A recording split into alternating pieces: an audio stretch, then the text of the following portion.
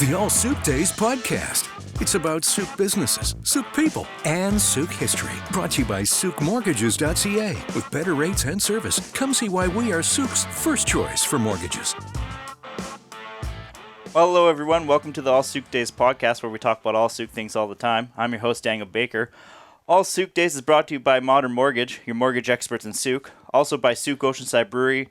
Come visit their new waterfront tap room and patio for a pint. And Pizzability, when only the best will do.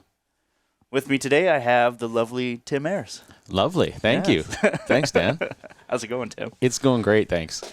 Let's kick things off by asking, what did you do this morning? You got up, had coffee, then what happened? Well, got up, got the kids ready for school and that chaos and out the door, and I dropped them off, came back, answered a few emails, and got ready to come here. Nice. Any interesting emails or? Oh, just the usual stuff, back and forth with clients and all that kind of thing. And so you're a realtor in Sooke, correct? That's right. Yeah. I've been selling real estate in Sooke since 2005, and Wow. it's been a fun ride. Nice. So how'd you get into doing real estate in Sooke? Actually, it's kind of interesting. When I looked to move, or when I wanted to move out on my own, I wanted to move to the island. I wanted to move to Victoria area specifically, and I kind of pulled up the Realtor.ca website, and I had a look at price ranges, and I could either afford a condo in Victoria, or there was two houses that I could afford in Sooke, exactly two. And so I came over on the ferry, and my realtor at the time, a lady by the name of Carol Gertz, who actually ended up being quite a mentor to me to get me into the business. Nice.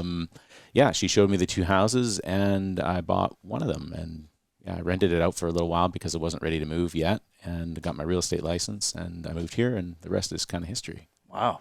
Yeah. And you live somewhere on Otter Point right now, correct? Yeah. My family and I have a couple of acres just up Otter Point Road, where we kind of enjoy and hang out with our three kids.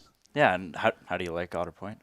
Oh, it's great. Actually, my back property line is the boundary between the district of Sooke and Otter Point. So I'm not way out Otter Point. It's just a nice close distance, close to schools and shops and everything that we need as a family. Just enough. Yeah, exactly. Yeah. So I noticed that you're growing a beard. Aren't you usually clean shaven? What's going on with that? I am, and today was my first attempt at trying to shape it because I don't wear a beard. So I'm going to maybe have a look at yours for a little bit of inspiration. But I'm actually going to be in a play next month. The Sooke Harbor Players are putting on a pantomime of Treasure Island. A pantomime? Yeah. So does that mean it's all silent then? No. Pantomime is like an informal kind of theater where there's lots of audience participation and jokes, cool. and they're always funny. And so it's a really kind of a send-up of the story of Treasure Island. And I'm playing a pirate called Gizzard Slitter. Yeah, for real.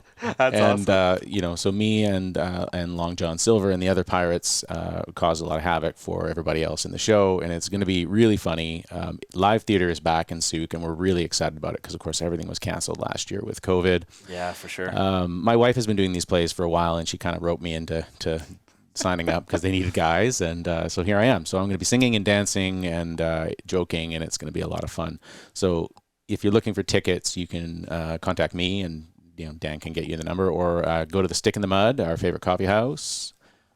They have tickets there, cash only though. You need to bring cash for those tickets. How much are tickets? Tickets are $20 for adults, $15 for seniors and kids, and there's going to be shows on 2 different weekends. One of the last weekend of November and the first weekend in December, Friday, Saturday, and then a Sunday matinee. So lots of opportunity to see some great live theater, some super talented people, great voices, great dancing. The shows are always really well done. If you've ever been, the costumes and the makeup and all that stuff, it's very professional for an amateur theater company. Well, and that's put on by Sooke Harbor Players? The Sooke Harbor Players, that's right, yeah. Nice, yeah.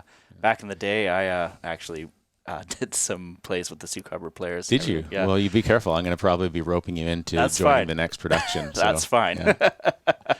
Yeah, I was actually in The Music Man. Oh, nice. Yeah, so that was when I was 12. Oh, wow. I was a little boy with a lisp. Yeah, there you go. Well, there's a lot of young kids. My oldest daughter, Toria, is going to be in the play. She's got a singing role and is in the chorus, and then my wife plays one of the principal roles, so it's going to be fun. And another thing, so I was actually going to bring it up, even though the beard thing, whatever, right? I was actually going to bring it up anyways, but then I was also looking on your Facebook. You met the Prime Minister? I did, yeah. Some of the stuff that it's funny where your career takes you.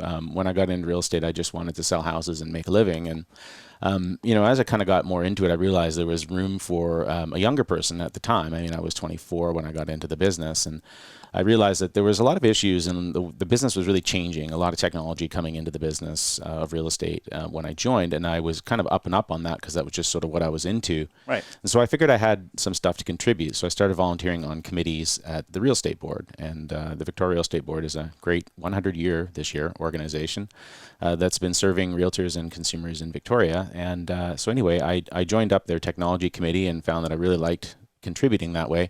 So eventually I ran for the board of directors at Victoria, and I was on the board there in 2009 until 2015, and I was the president in 2014. Oh my goodness. And then I moved on to Canadian Real Estate Association, and when I met Prime Minister Trudeau, I was on the Federal Affairs Committee at the Canadian Real Estate Association, and we have an event, actually it's going on today, called PAC Days, where we send a bunch of delegates to Ottawa to talk to their MPs and promote real estate issues for Canada. You don't know, in the recent federal election, you may have seen some of our ads on social media or in the print, basically just trying to keep home ownership within reach of average Canadian, because it is getting a little costly.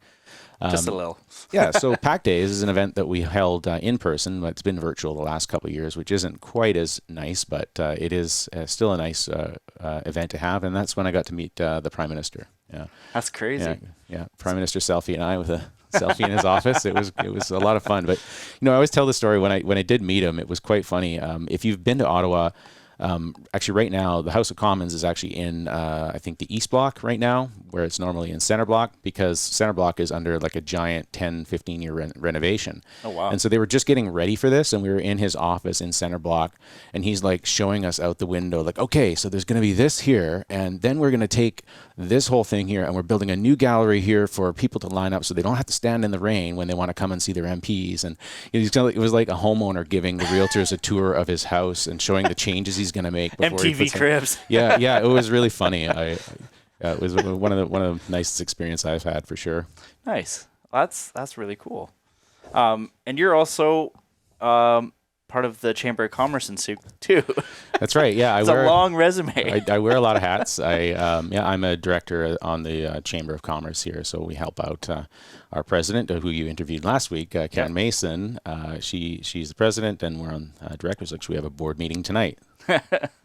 That's awesome. Yeah, that's the thing about Sooke. Everybody's sort of connected in some way. I mean, it's not so much a small town as it was before, but you living there since, you said 2005, right? You've probably seen the mass changes since then. It's been crazy, yeah, for sure. For me, it feels like around 2010, just after the Olympics, that seemed to be when everything just snapped and started kicking off and everything. But you're within the real estate market and everything. When did you see that huge shift from, kind of the old Sooke to new Sooke? I hate to use that terminology, but yeah, it's been a gradual process, I think, for the most part. But there definitely was. I think it's partially a problem of demographics as well, right? You have the boomer generation that's largely retired, and they want to move out of wherever they were in Canada and enjoy a leisurely, snow-free lifestyle. So they move to Vancouver Island, and they want to be close to amenities. And Sooke is close to amenities and on Vancouver Island, so it's a pretty good destination for them. And then there's folks like you who are the millennials, and you guys are entering your chief home buying years, right? But in your 30s, and some of them are in their early 40s now. So that's another thing too. So household formation and also retirees moving here, and it kind of all compounds itself and adds together. And then you have, of course, immigration happening, and add that into the equation, and we have a housing supply crunch for sure. But I would agree. I mean, after 2010, I think a lot of people did sort of see what the Pacific Northwest and the island and everything was all about, and decided they wanted to move here when they did retire. And then I think COVID happened, and it was just such a surprise. I mean, we really didn't know what was going to happen. happen. I mean, I remember like canceling everything and just sort of completely closing down and hiding out. And you were brewing beer in your garage, weren't you? Oh yeah. I have a little home brewery in my garage, so I got busy brewing beer during COVID because I wasn't selling any houses at first, and then all of a sudden it just went crazy. Yeah, like we just had no idea. Just blew up out of nowhere. Hey? And it's been, it's been a problem. The supply problem has been going on for some time. I think if I showed you a graph of available listings in Greater Victoria for the last 10 years, you'd see a gradual decline. I mean, there's a few bumps in the road where there was more supply, but the overall trend has been downwards for years. And then COVID happened and it just took a nosedive. I mean, right now, for a city of, a greater metropolitan area of 350, 400,000 people in Greater Victoria, there's something like, 1,200 listings on the market right now. And normally there would be 3,000 or more. So real supply crunch here. It's quite something. I mean, think of Sun River Estates. How many homes are up there right now, you think? Oh, gotta be over 150. It's more like 550, 600 homes up there. Like it's pretty much fully built out. And you would think that, at any given given time, there'd be, a few homes for sale up there. There's not one, not a single home for sale up in there right now. And it's been that way for a few years where there's been these huge subdivisions of hundreds of homes and there's been maybe 5, 6 on the market at any given time. But now it's just none. Yeah. And I noticed on Otter Point, and like, I didn't know anything about this one. It's, they patched this road out of nowhere. And are they building a subdivision in there? Like, what's happening there? I know nothing about this project. Yeah, that's part of the West Ridge Trails subdivision. So the first phase of that was up off of Blanchard and Burr roads. There was kind of about 50 lots or so in there.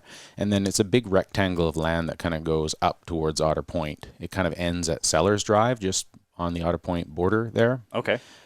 So that it's a huge chunk of land, and it'll be a very long build out because it's mountainous and there's creeks and valleys and all that kind of stuff. But the next phase is up. I think it's called Ridge Crest. I think that road. So they punched that through to serve the next phase of the development. Wow. Yeah. That's insane. Like, I never thought I'd see Otter Point getting developed the way it is. Yeah. And not to mention, so those modular homes that they're building across from the baseball fields by Journey Middle School, that's insane. Like, I know. It's like giant Lego. Yeah. I drove by today, actually, because, Church Road was closed because of all the construction, trying to get out of here and get here on time to your podcast. So I went by the school, and then, down on Charters Road, they've got that giant Lego project, and there was about 6 new bricks that had just arrived all wrapped up. And it's pretty neat craning those things into position. I mean, they said, I remember when that project got going, they're like, oh yeah, it'll be ready by February. And I'm like, how are they going to do that? And then all of a sudden they're just sort of stacking these pre-built units to create affordable housing, which I think is an excellent initiative. Oh, definitely. Yeah. So how does that work? I saw somewhere they're all going to be rental suites or okay. Yeah.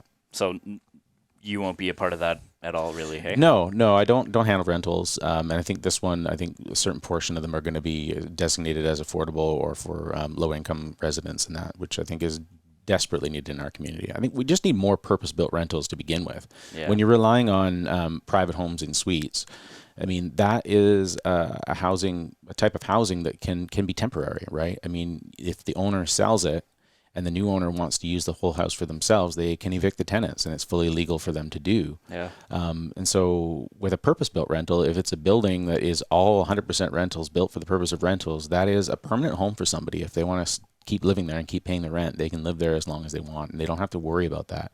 And housing security has been a huge problem in this busy real estate market. Well, it makes sense because everybody wants to either like make it into like an Airbnb or selling off pieces or all that kind of stuff. Yeah, it's a complicated problem. I mean, I know a lot of private landlords that have a suite in their house that just won't rent it out because they don't want to deal with the rules that go around it. When it's too one-sided, I mean, let's be honest, the landlords have the power, right? They own the property, it's theirs. I mean, they're obviously in an advantageous position, but when it becomes difficult to evict a problem tenant, I think that's where people need to reconsider about whether or not they want to rent out their place. And that's why you do see more Airbnbs, because people say, you know what, I can have a renter for 2-3 weeks in the summer, or, can do it as I want and I can make good money on it. There's no long-term tenancy. There's less risk that way. I still live on the property, so I can monitor things. And it just becomes attractive because they don't want to deal with the headache of getting a problem tenant. And Well, that's just it. We had a problem tenant at our place, and they wouldn't leave. Mm-hmm.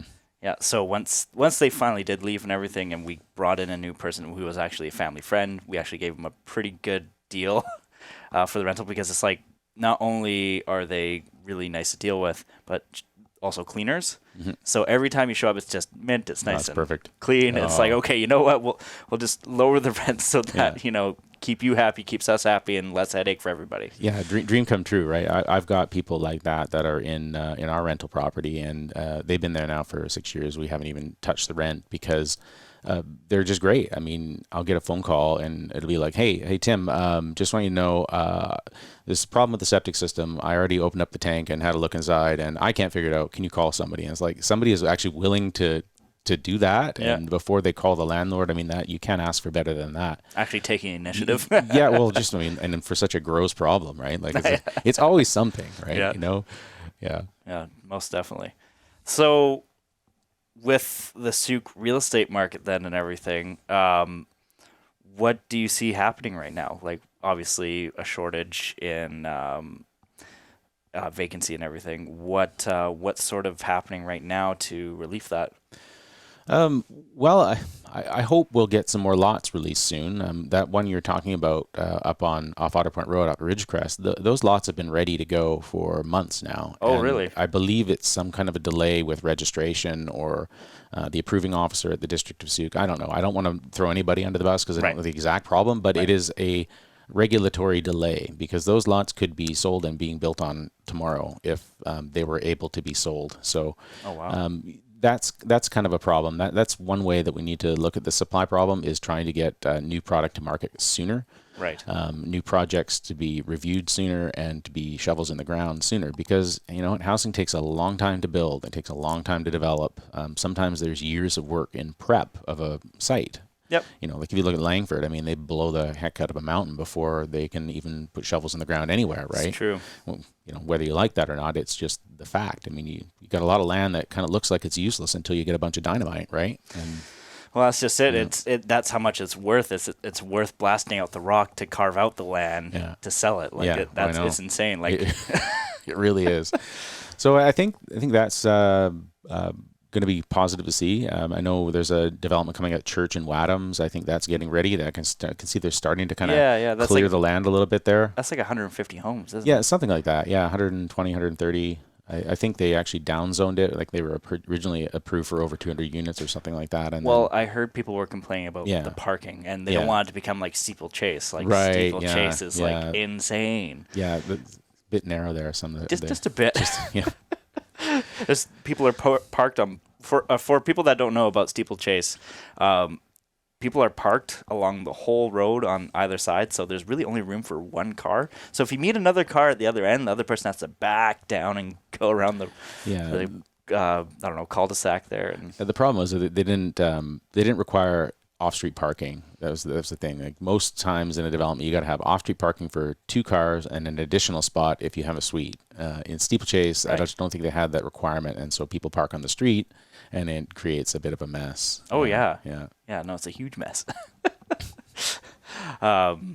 So is there any other developments that are happening? Last I checked, there's like 5 or something. Yeah, there's lots, and I mean, there's a few larger chunks of land that are still available where people kind of need to take a look at and decide what they want to do with. I mean, the land across the street from the old golf course that just the Mulligan's building that recently burned down. Is that going through now? I don't know. I mean, it's been approved for years as a subdivision, but I think since then.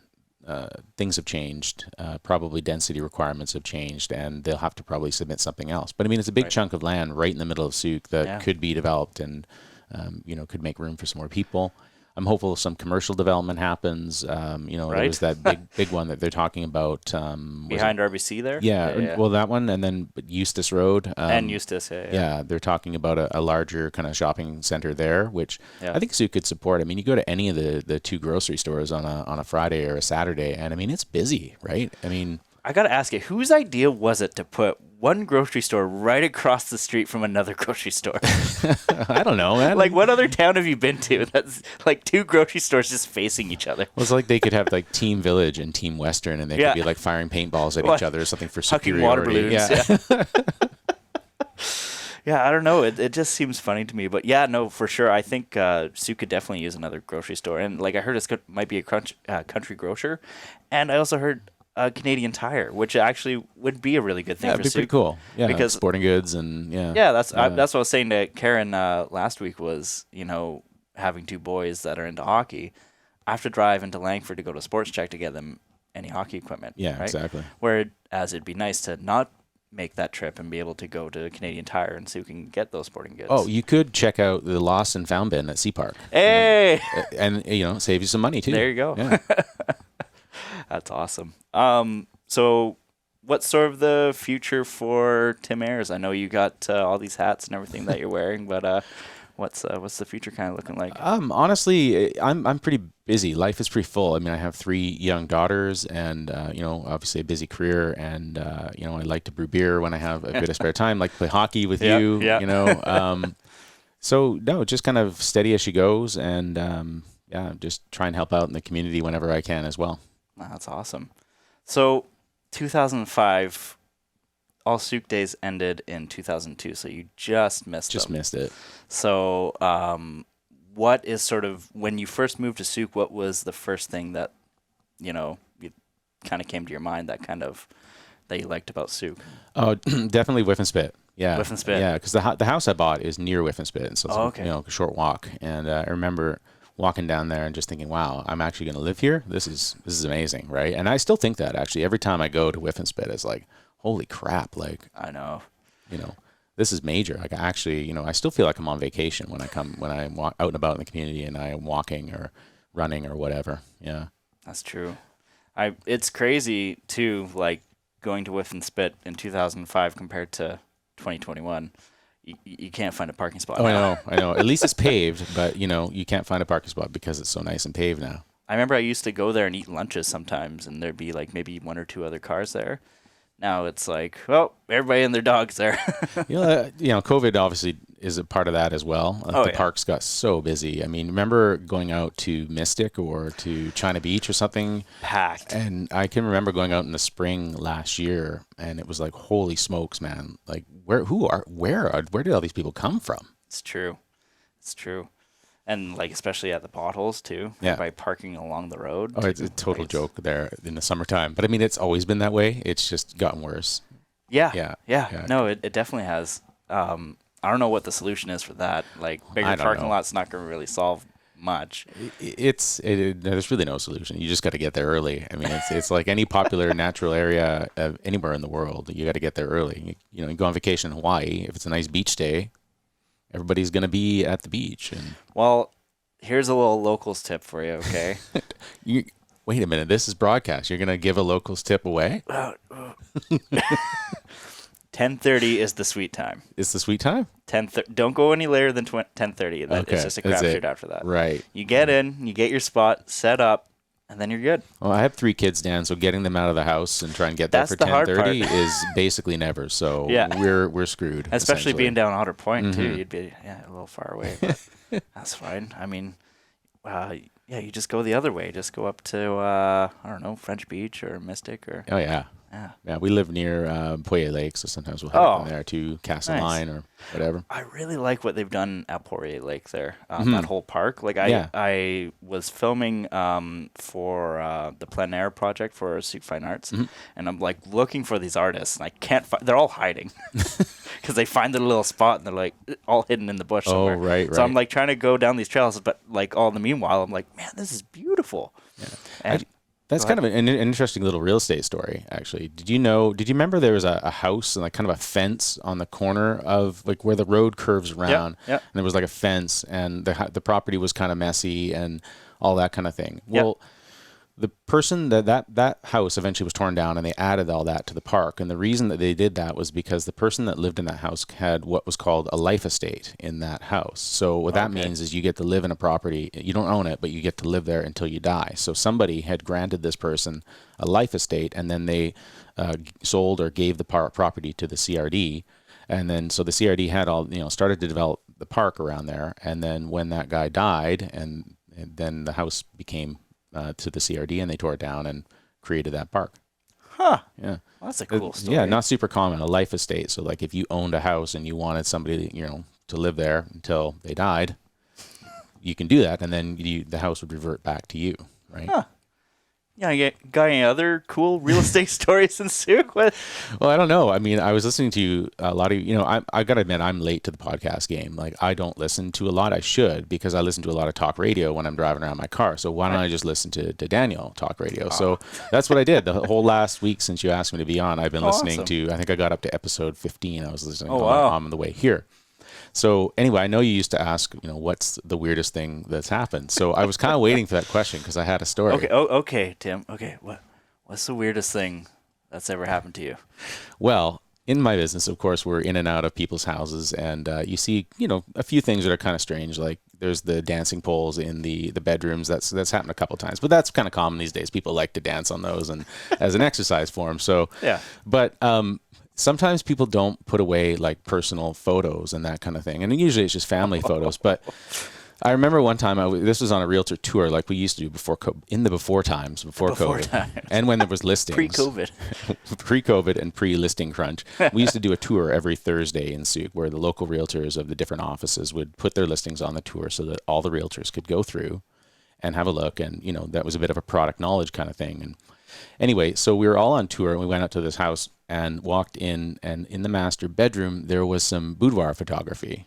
Oh. And, well, it was some nude photography that was on the wall, and it was quite explicit, like wow, man, like this was spicy stuff, right? And then we kind of looked and we're like, why do they have this on the wall? And then the people in the photo that was on the wall matched the ones on the dresser, like the wedding photos, and we're like, holy, that's their private, like, boudoir photography, and they had it on the wall displayed for everybody to see. And I'm not talking like a small, like 8x10. No, it was like this size, like 25 by, it was like a poster. Oh my goodness. Yeah, and it was quite racy. I mean, not porno, but racy. And it was like, wow, I don't think they probably meant to leave that there and have a group of realtors come through. Anyway, I booked a showing for the house, and they had taken it down. So obviously they had the feedback from their realtor that's like, you guys should take down the boudoir photography, please. So there, if you're selling your house, take down your boudoir photography. There's Tim's real estate tip for the day. We should get you to come in weekly, be like, Tim's real estate tips. Yeah, also pick up the dog poop on the lawn, please. Nobody wants to step in your dog's poop. Oh man, that's awesome.